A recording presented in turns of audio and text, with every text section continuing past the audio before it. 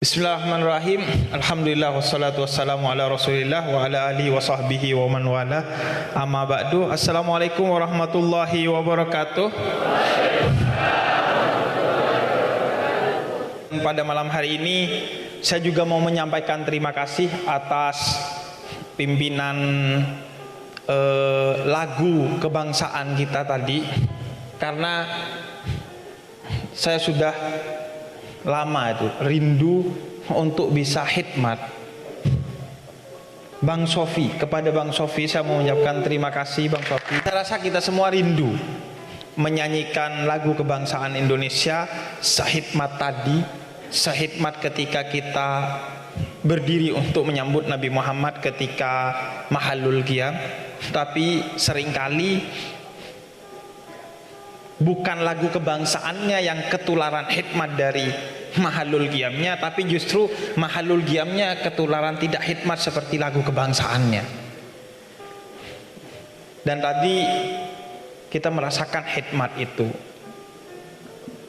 sehingga kemudian kita bisa terdidik.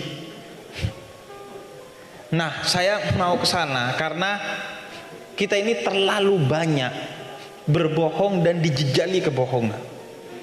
Kita ini terlalu sering berbohong dan dijejali kebohongan.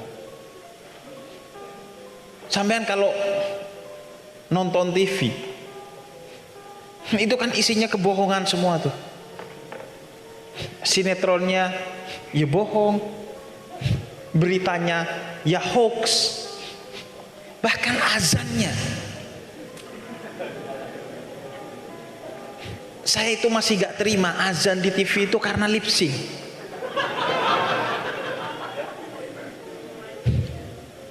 Kenapa gak keluarin budget untuk azan itu gak lip sync? Kan bohong itu azan, karena dia lip sync itu, sehingga hikmatnya itu hilang. Sehingga kata Imam Ghazali, dikutip juga oleh para ulama seperti Habib Ali Jufri, seringkali itu orang tidak menerima ujaran-ujaran keberagamaan bukan karena hati mereka yang bermasalah, tapi mulut pengujarnya itu yang bermasalah.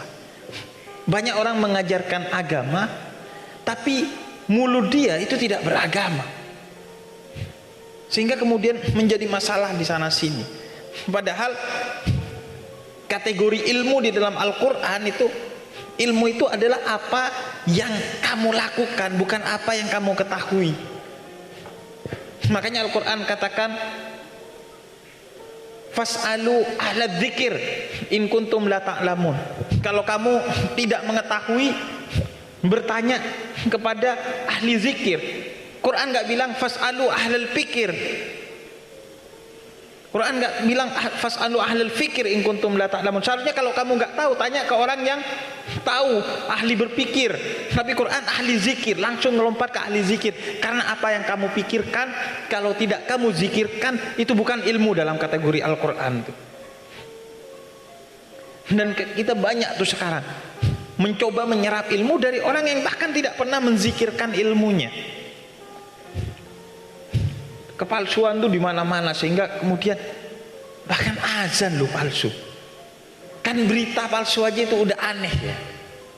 Reality show lo gak real, gak reality, gak real tuh. Reality show gak real. Kita dijejali itu kebohongan demi kebohongan. Dan sama dengan kasus Mahallul Qiyam dan lagu kebangsaan, justru YouTube nanti kemudian ikut mempertontonkan kebohongan-kebohongan itu, mempertontonkan, dibuat gimmick seperti ini, gimmick seperti itu. Makanya sampean nonton jeda nulis aja.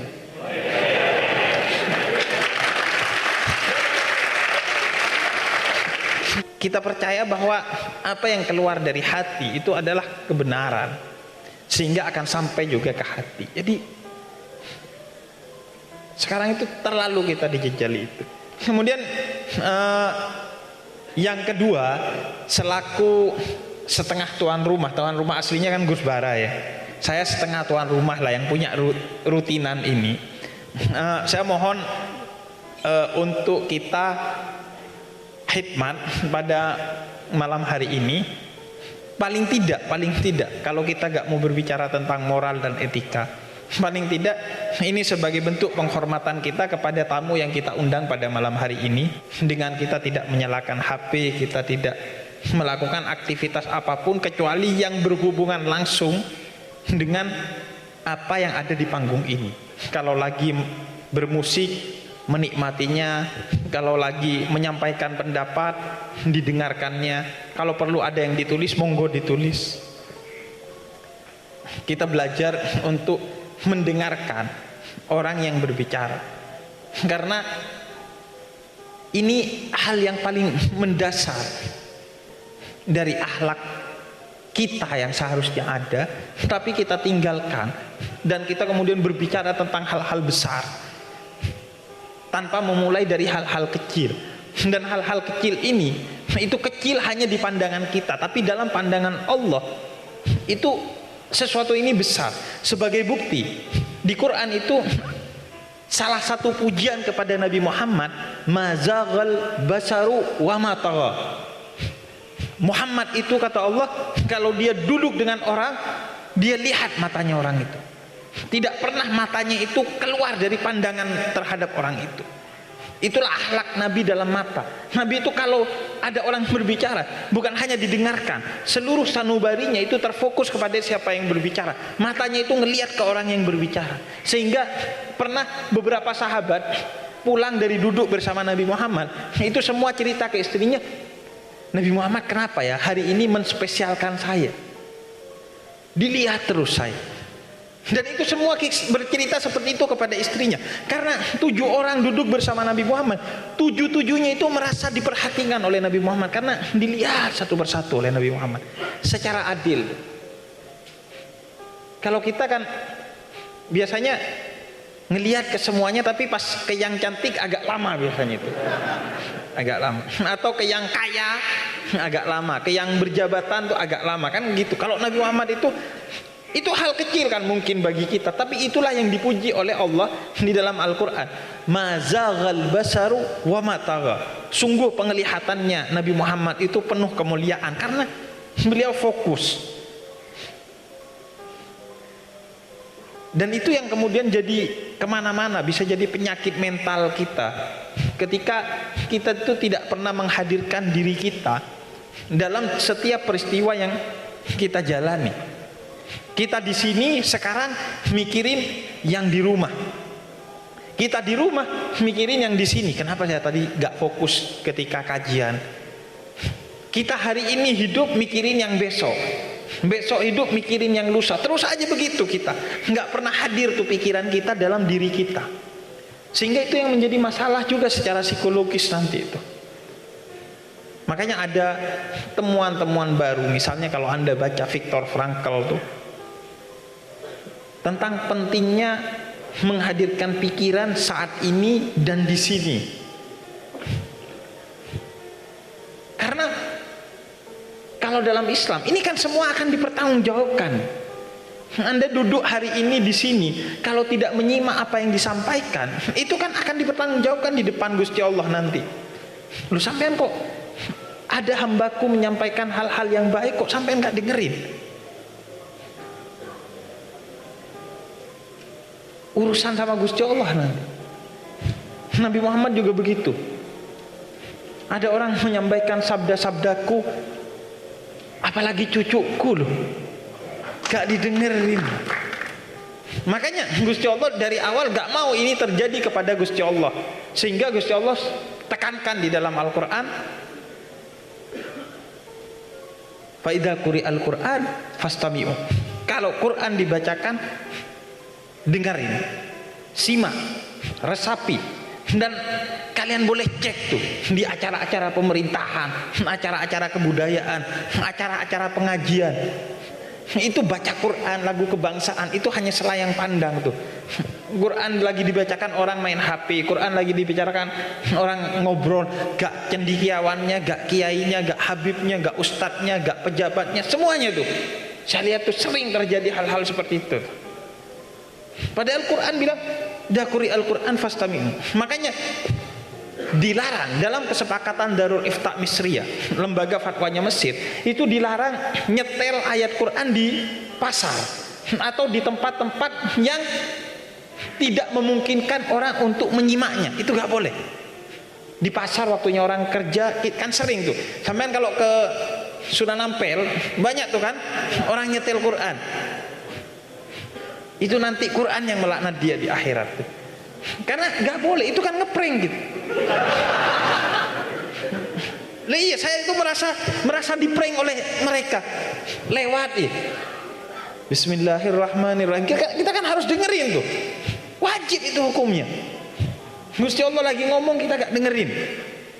Karena itu haram tuh di pasar nyetel ayat Quran. Seperti haramnya kita ketika mau tidur itu menyetel ayat Quran sebagai media untuk kita tidur, sehingga ada momen kita tidur dan ayat Qurannya tetap berjalan. Jadi makanya kata Gusti Allah, fastami'u, dengerin kalau saya ngomong. Dan itu hal yang dasar sekali yang sekarang kita lihat di forum-forum. Ya orang kan tetap. Sampai saya tuh sering berada di kondisi yang membingungkan. Ada seorang yang ngerti agama tapi ngajak ngomong ketika Al-Quran dibacakan, ya mau gak dengerin dia takut tersinggung, kemudian dianggap begini dan begitu. Mau dengerin Al-Quran juga takut, mau dengerin dia ngomong. Masa kita gak dengerin Al-Quran? Kita dibuat berada di dalam kondisi-kondisi yang paradoks dan anomali itu karena tatanan yang gonjang-ganjing. Seperti Anda di pesawat yang sedang gonjang-ganjing, yang sedang turbulensi. Misalnya Anda mau ngasih aqua kepada dia dalam keadaan di gelas tuh, Anda mau ngasih aqua untuk diminum, tiba-tiba karena turbulensi jadi tumpah. Jadi kamu nyiram saya, lu enggak, saya mau ngasih, tengkar tuh orang. Karena tatanan kebudayaannya tidak diatur dengan baik. Karena orang sudah terbiasa untuk gak dengerin omongan orang lain, terbiasa untuk tidak menghargai orang lain. Ini yang paling mendasar dari apa yang akan kita bicarakan panjang pada malam hari ini tentang toleransi. Karena inti di antara inti toleransi itu adalah penghargaan kepada orang lain. Penghargaan kepada orang lain. Bahkan Nabi Muhammad pernah ditegur dalam Abasa wa tawalla an ja'ahul a'ma, ketika seorang tua buta datang kepada Nabi Muhammad, sedangkan Nabi Muhammad sedang berdiskusi dengan orang-orang Quraisy. Kemudian Nabi Muhammad lebih fokus kepada orang Quraisy dan mengabaikan pertanyaan Abu Ummi Maktum, Abdullah bin Ummi Maktum. Maka kata Allah, jangan, semua orang itu harus diperhatikan dengan baik. Bukan karena kamu ingin orang Quraisy ini masuk Islam sehingga menyebabkan kamu mengabaikan suara dari orang buta bernama Abdullah bin Ummi Maktum itu. Itu toleransi yang paling kecil, yang paling dasar. Penghargaan kepada orang lain dalam segala hal. Nah, itu yang saya inginkan sebagai setengah tuan rumah pada malam hari ini, agar kita gak memalukan ke tamu yang datang. Diantaranya dalam hal ini yang utama adalah Mbah Sujiwo Tejo. Jadi saya mohon, ayo kita simak bareng-bareng, coba hadirkan pikiran kita di sini dan saat ini. Pasti Anda akan mendapatkan kehangatan, kenyamanan, pencerahan gitu, ketika Anda hadir saat ini dan di sini. Dan saya berusaha hanya setengah jam, ini udah 15 menit, karena ini orang-orang yang sudah hampir 1 tahun atau setengah tahun hadir rutinan saya, jadi kayaknya mereka tidak begitu perlu mendengarkan pendapat-pendapat saya, sudah sering mereka. Sebenarnya mereka ini namanya pemuda tersesat, tapi sudah tercerahkan, Dan sebenarnya saya cukup tersinggung ketika Gus Ipul itu bilang nanti ada Mbah Sujiwo Tejo Bib jadi pembicara juga. Loh, kurang apa saya gitu.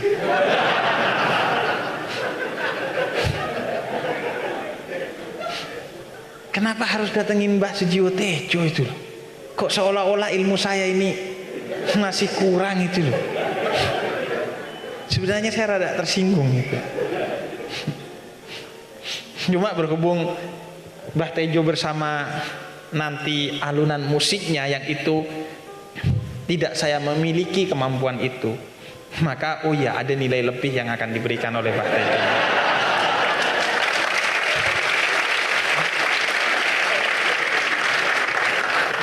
Dan saya terus terang, saya tidak menghadirkan musik dalam ceramah saya bukan karena saya tidak mau belajar musik dan tidak bisa bermain musik, tapi saya meyakini musik itu haram.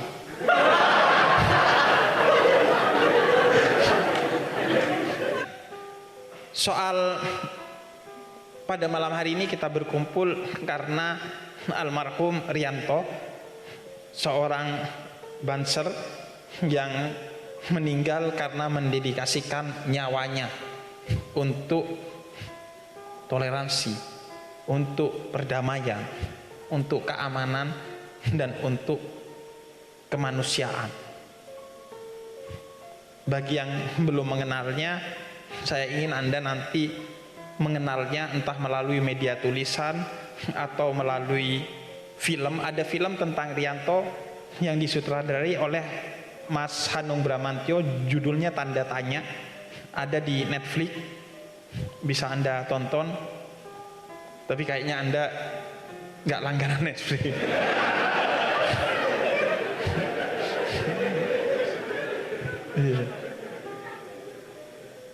Jadi itu film yang menjadi biografi almarhum Rianto. Karena itu saya mohon membacakan suratul Fatihah untuk almarhum Rianto. Ila hadratin Nabi Muhammadin sallallahu alaihi wa ala alihi wasallam, khususan ila ruh almarhum Rianto wal muslimin wal muslimat wal mu'minin wal mu'minat. Al-Fatihah. A'udzubillahi minasyaitonir rajim. Bismillahirrahmanirrahim. Alhamdulillahirabbil alamin arrahmanir rahim maliki yaumiddin. Iyyaka na'budu wa iyyaka nasta'in ihdinas siratal mustaqim siratal ladzina an'amta 'alaihim ghairil maghdubi 'alaihim waladdallin. Amin. Rianto itu bukan orang yang bagi saya menjaga gereja. Kita itu akhirnya terlalu berusaha menghukumi orang dengan tidak mengetahui apa yang sedang terjadi, sehingga hukum itu keluar berdasarkan praduga kita tentang orang lain, bukan tentang apa yang terjadi kepada orang lain. Orang berdebat tentang boleh enggak menjaga gereja. Loh, yang dilakukan oleh Rianto dan teman-teman Banser itu sebenarnya bukan menjaga gereja, sebagaimana yang kemudian diceritakan oleh banyak ulama. Yang dilakukan mereka itu adalah menjaga kita agar gak ngapa-ngapain gereja ketika mereka melangsungkan ibadahnya, baik ibadah Natal ataupun ibadah-ibadah lainnya. Itu yang mereka lakukan. Mereka gak mau nama Islam itu dicoreng oleh orang-orang yang mau mengganggu orang lain yang sedang beribadah, dan itu akan menyebabkan nama Islam buruk dan agama Islam dibenci oleh orang lain, sehingga mereka jaga agar tidak ada orang yang mengatasnamakan Islam yang mau mengganggu orang-orang yang sedang beribadah. Karena beribadah apapun agamanya dalam Islam itu dipersilahkan oleh Allah. Karena itu di dalam perang sekalipun tidak ada orang yang diperkenankan mengganggu orang lain untuk beribadah. Karena itu di dalam perang, kalau ada gereja sedang beribadah, maka semua yang ada di dalam gereja, dari pastornya, pendetanya, umatnya, itu tidak boleh dilukai. Bangunannya itu tidak boleh bahkan dilempar dengan satu kerikil pun. Itu dalam kondisi perang, apalagi di dalam kondisi damai seperti yang kita jalani hari ini. Itulah yang sebenarnya dilakukan oleh teman-teman Banser dan almarhum Rianto. Mereka menjaga, nggak mau saudara kita mencoreng agama kita dengan kemudian melakukan tindakan-tindakan yang tidak menyenangkan kepada orang yang sedang beribadah di sana. Bukan mereka mendukung apa yang mungkin oleh sebagian orang dianggap itu kesyirikan ibadahnya orang-orang di gereja. Ada banser ataupun nggak ada banser, wong tetap jalan kok. Itu peribadatan. Dan ada banser menjaga itu kan karena seringnya kasus orang sedang beribadah Natal kemudian diganggu. Maka teman-teman banser melindungi mereka dari saudara-saudaranya yang mengatasnamakan Islam untuk kemudian merusak kehikmatan orang-orang Kristiani yang sedang beribadah. Itu yang dilakukan. Jadi nggak relevan kalau pertanyaannya boleh apa tidak menjaga gereja. Mereka nggak menjaga gereja kok. Mereka menjaga kita agar nggak ngapa-ngapain gereja. Karena Allah yang menjamin peribadatan setiap orang sesuai dengan agama dan imannya. Karena ada kasus beberapa gereja diganggu, maka kita jaga ketika mereka beribadah agar mereka bisa beribadah secara hikmat. Dan agar kalau terjadi apa-apa, yang pertama di depan adalah kita yang akan menghalau saudara kita kalau ngapa-ngapain saudara kita yang lain dari agama lain. Kita yang terdepan tuh. Kalau harus ada yang luka, kita yang luka. Kalau harus ada yang mati, kita yang mati. Bukan mereka. Karena kalau mereka yang luka, mereka yang mati, kita yang hangus. Nama Islam yang hangus. Makanya saya sering bilang, ketika ada orang ngebom gereja, yang sejatinya hangus itu iman mereka, bukan gerejanya. Gerejanya mah tinggal diajuin ke Gus Bara, ya dibangun lagi. Iya kan? Kan tinggal dibangun. Infrastruktur tuh gampang bangunnya. Yang masalah iman kita itu yang hangus. Nah karena itu yang juga perlu kita pelajari bahwa itulah Islam. Nabi Muhammad itu ketika beliau mau ke Mekah dari Madinah dengan 1000-an hingga 4000-an umat Islam bersenjata lengkap mau pergi ke Mekah untuk melakukan umroh, maka itu beberapa tahun menjelang umat Islam melakukan Fathu Mekah, menguasai kota Mekah, melakukan pembukaan terhadap kota Mekah. Sudah kuat mau datang ke Mekah untuk beribadah umroh, dihadang oleh orang-orang musyrik Mekah, tidak diperkenankan masuk ke Mekah di satu tempat yang disebut dengan Hudaybiyah. Maka kata Sayyidina Umar Ibnul Khattab, Nabi serang aja ini orang-orang musyrik ini, karena jumlah kita jauh lebih besar dari mereka dan kita pasti menang kalau kita serang mereka. Kemudian kata Nabi, aku diutus untuk memberi rahmat, bukan untuk memerangi siapapun. Enggak. Kemudian Nabi ajak dialog. Yang diutus dari kaum musyrik namanya Suhail ibn Amr. Suhail ibn Amr datang kepada Nabi di meja perundingan. Kemudian kata Nabi, apa yang harus kita ambil sebagai titik sepakat agar tidak ada darah yang tumpah hari ini, tidak ada nyawa yang melayang hari ini. Karena hifdun nafas, menjaga satu nyawa dari hilangnya nyawa atau dari tumpahnya darah, itu adalah salah satu dari 5 amanat dasar dalam Islam. Pancasilanya Islam itu kan diantaranya hifdun nafas, yang disebut dengan maqasidus syariah. Itu tujuan syariat Islam, itu salah satunya hifdun nafas, menjaga nyawa seseorang, tidak boleh terluka, tidak boleh hilang.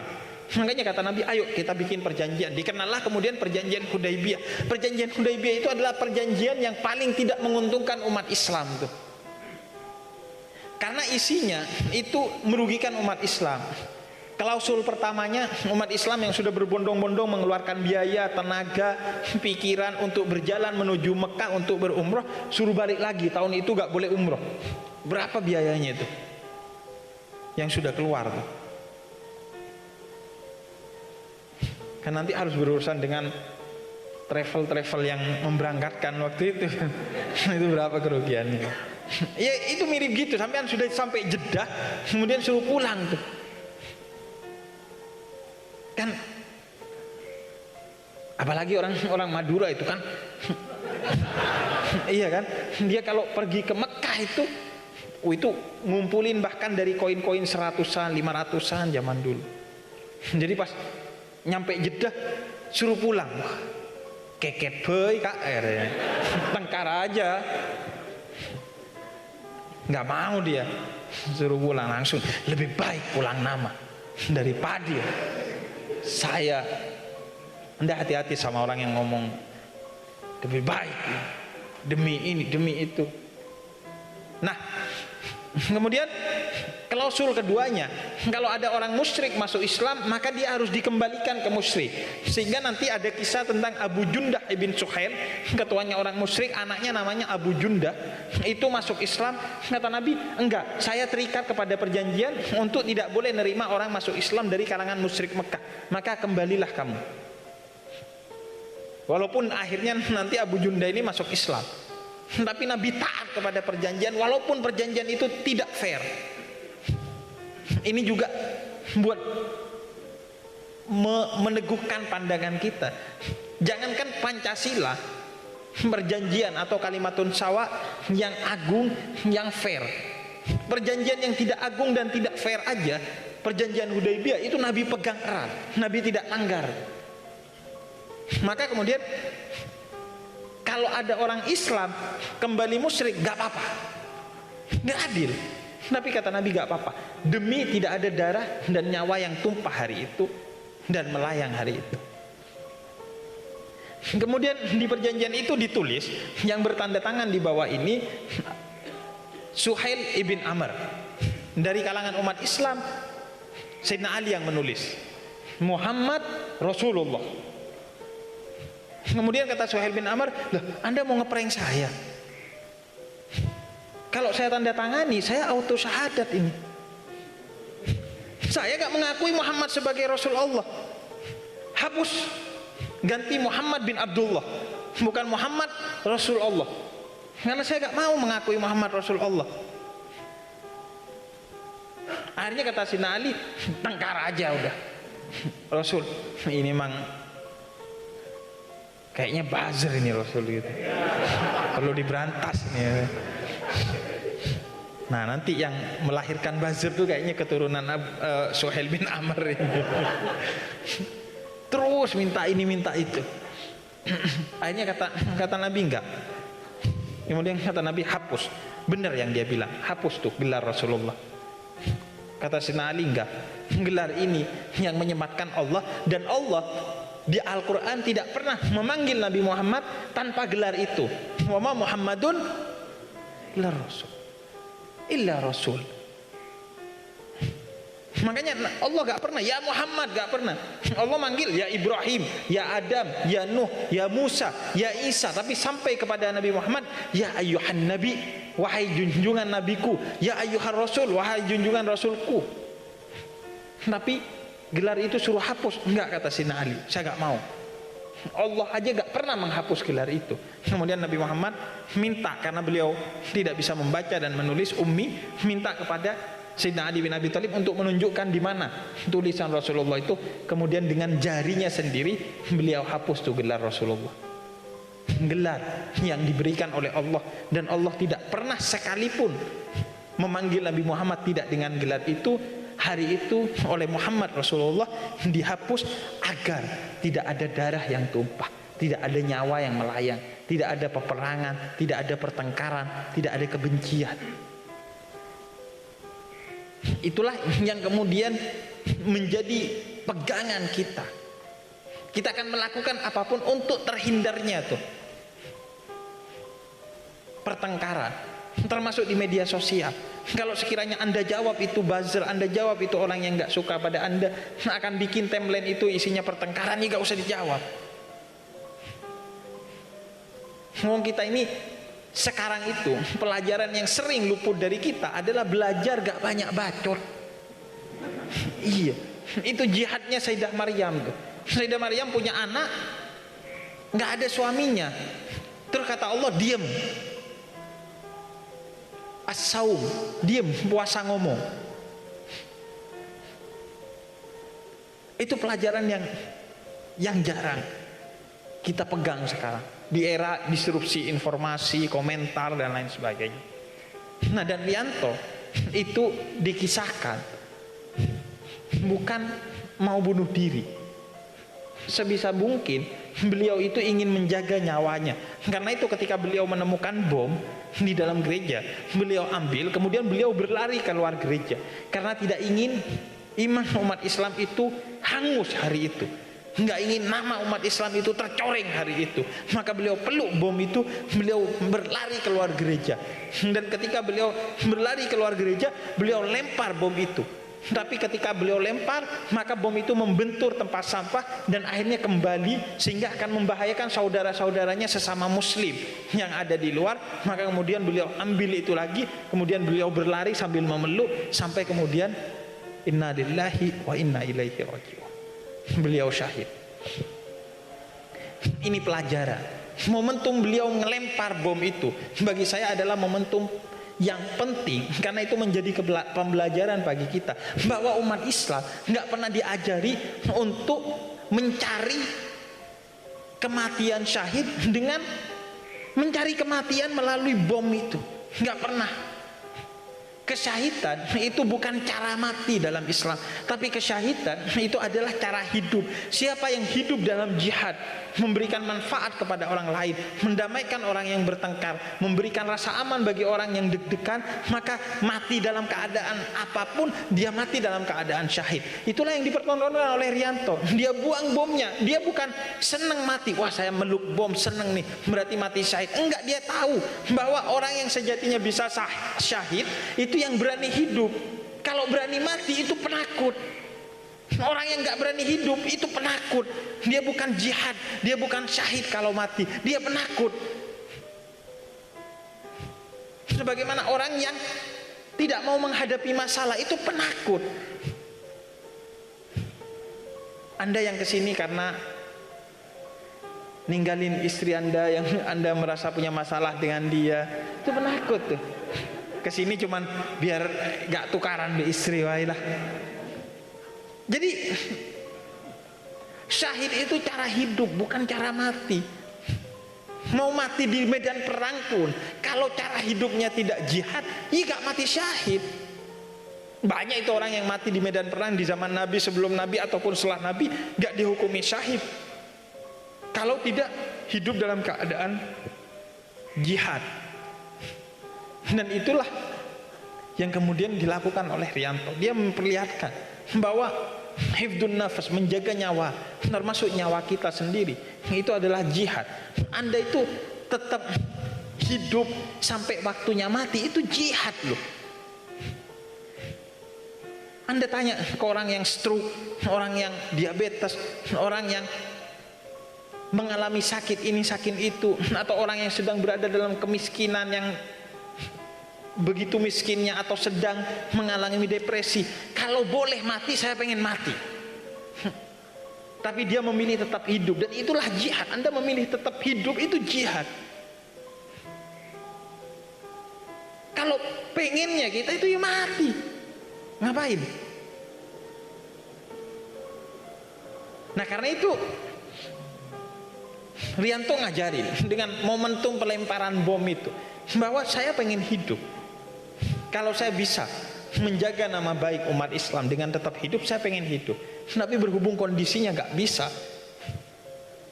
kalau nyawa ini harus dikorbankan demi keamanan, kedamaian dan lain sebagainya, maka dikorbankan itu nyawa oleh beliau. Karena itulah perintah Nabi Muhammad. Nah,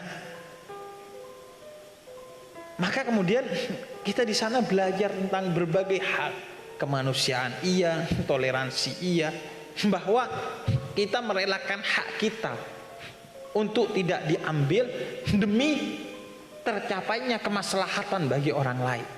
Enggak apa-apa hak hidup kita diambil asalkan kehidupan orang lain bisa berjalan dengan lebih baik. Itulah toleransi. Hak itu kan enggak mesti diambil. Kita merelakan hak kita tidak diambil demi kemaslahatan dan kemanfaatan yang lebih besar. Nah, itu yang tidak saya temui di Jakarta tuh. Orang yang sangat tidak toleran. Kita belajar toleransi dari hal-hal kecil lah. Orang yang punya polisi tidur di depan rumahnya karena punya anak kecil, menurut saya itu orang yang tidak toleran dan tidak punya iman tuh. Iya, dia yang tidur sama istrinya, kita yang suruh jagain outputnya. Iya, dia yang enak tidur sama istrinya, kita yang suruh jagain anaknya. Kan banyak tuh di kampung-kampung juga, di Bondowoso, di kampung saya tuh pernah. Jadi ada polisi tidur dengan alasan karena banyak anak kecil main di jalan. Loh, anaknya yang suruh jangan main di jalan, kok malah kita yang suruh jagain anak dia. Bikin pagar yang tinggi biar anaknya gak main, bikin tempat bermain untuk anak-anaknya, jangan malah kita. Karena kenapa saya bilang gak ada iman? Karena kata Nabi, iman itu ada 60 sampai 70 cabang. Cabang pertama la ilaha illallah Muhammadur Rasulullah. Cabang terakhir itu adalah memindahkan duri yang ada di tengah jalan ke pinggir jalan. Lah ini udah gak mindahin duri dari tengah jalan ke pinggir jalan, malah bikin polisi tidur di tengah jalan. Makanya saya bilang, kalau ada acara-acara baik kenegaraan ataupun keagamaan ataupun kebudayaan yang nutup jalan, itu saya gak pernah serang, karena gak mengganggu jalan orang lain. Nah, itu adalah cabang dari iman kalau dalam Islam. Nah, itulah toleransi, kita merelakan apa yang menjadi hak kita untuk orang lain agar kemaslahatan menjadi baik-baik saja. Dan itu yang sekarang hilang. Orang sibuk menuntut haknya tapi lupa melaksanakan kewajibannya. Makanya kita hanya punya istilah hak asasi manusia, kita gak punya istilah wajib asasi manusia. Iya kan? Generasi buruk sekali tuh yang punya istilah HAM, gak punya istilah WAM. Iya, karena kita dididik untuk hanya menuntut hak, gak pernah menunaikan kewajiban. Makanya kita gak punya istilah wajib asasi manusia. Padahal kewajiban itu bersifat wajib, hak itu gak bersifat wajib, boleh diambil, boleh gak diambil. Makanya Anda diajarkan berpuasa, yuk sesekali jangan makan, walaupun makan itu hakmu. Diajari sedekah, walaupun itu hakmu karena hasil kerjamu, tapi coba kasih ke orang lain. Nah, itu kan pembelajaran. Hidup itu bukan hanya menuntut hak. Sampean berumah tangga kalau cuma mikirin hak, lama-lama cerai itu, ditarik terus, istri narik, suami narik, lama-lama putus tuh. Makanya bangsa yang punya istilah hak asasi manusia, gak punya istilah wajib asasi manusia, itu bangsa yang masih mundur, belum maju. Makanya nanti kita pengen tahu di negeri Jancukers apakah ada istilah wajib asasi manusia. Kalau ada, kita makar. Lebih enak di sana ya. Jadi mari kita belajar tentang toleransi itu dari hal-hal kecil yang ada di sekitar kita. Memulai dari hal-hal kecil di sekitar kita, sehingga kemudian itu menjadi jalan hidup kita. Karena gak mungkin kita hidup tanpa toleransi itu. Sampean ngebut papasan dengan orang lain yang juga ngebut, kalau salah satu tidak toleran tuh ya nabrak. Gak mungkin tuh, harus ada toleransi. Makanya tanpa itu gak mungkin kita bisa hidup. Nah, sesuai janji ini kurang lebih sudah setengah jam. Jadi itu pengantar dari saya. Nanti mungkin akan ada sesi tanya jawab yang kita bisa eksplorasi lebih dalam tentang makna Riyanto, toleransi dan lain sebagainya. Selanjutnya saya serahkan kembali ke moderator. Terima kasih. Wassalamualaikum warahmatullahi wabarakatuh.